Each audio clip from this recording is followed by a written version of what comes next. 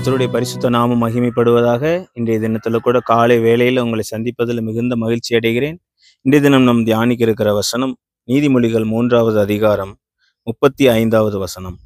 ஞானவான்கள் கனத்தை சுதந்தரிப்பார்கள், மதிகேடரோ கனவீனத்தை அடைவார்கள். இந்த வசனத்தின் மூலமாக நாம் இன்றைக்கு கற்றுக்கொள்ள இருக்கிற காரியம் என்னவென்றால், ஞானவான்கள் கனத்தை சுதந்தரிப்பார்கள்.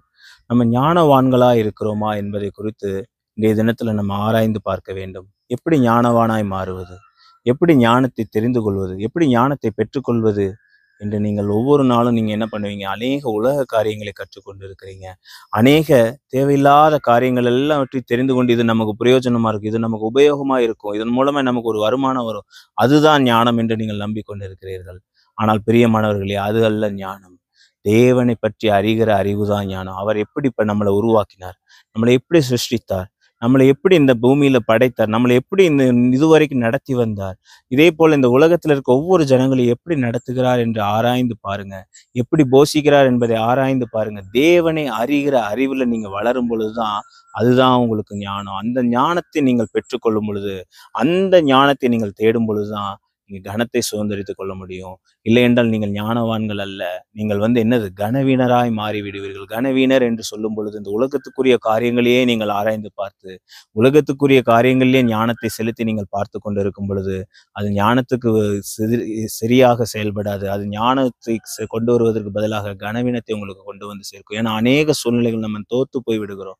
அநேக சூழ்நிலைகள் நம்ம மிகவும் சோர்ந்து போய் விடுகிறோம். எதனாலன்னா, நம்ம இதெல்லாம் ஞானமாய் செய்கிறோம் என்று நம்பி கர்த்தருக்கு பிரியமா இல்லையா அப்படிங்கிறத தெரிஞ்சு கொள்ளாம நம்ம செய்து விடுகிறோம். அதனால் ஞானவான்களாய் நம்ம மாற வேண்டும் என்று கர்த்தர் அழைக்கிறார். ஞானமாய் செய்யும் பொழுது கர்த்தர் உங்களோட இருப்பார். எப்படி ஞானமாய் செய்வதென்றால், அவருடைய வழிகளை நீங்கள் அறிந்து கொண்டு அவரையே நீங்கள் உறுதியாய் பற்றி கொண்டு நீங்கள் செயல்படும் பொழுது நிச்சயமா ஆண்டவர் உங்களை ஆசீர்வதிப்பார். நீங்கள் கனத்தை சுதந்திரித்துக் கொள்ளுகிற பாத்திரவான்களாய் மாற்றுவார்.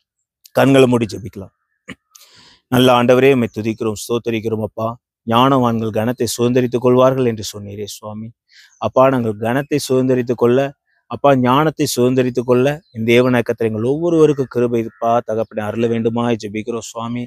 அப்பா, ஞானமும் புத்தியும் அறிவும் எல்லாம் உம்மாலே வருகிறது என்று அப்பா நீதிமொழிகள் 1வது அதிகாரத்துல போய் தகப்பனை படிக்கிறோமே, அதே போல அப்பா தகப்பனை எல்லாவற்றையும் அருளுகிற தேவன் நீர் சுவாமி.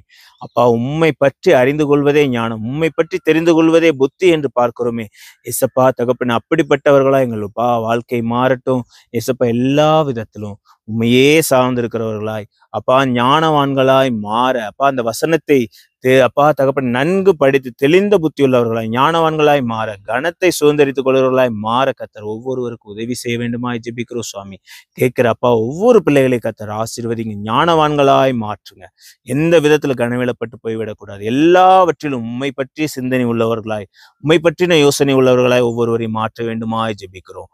பிதாவாகிய தேவனே, ஒவ்வொருவருக்கும் தேவையான ஞானத்தையும் புத்திய அறிவையும் கர்த்தர் தந்தரல வேண்டுமாய் ஜெபிக்கிறோம். இயேசுவின் மூலம் வேண்டுகிறோம் நல்ல பிதாவே.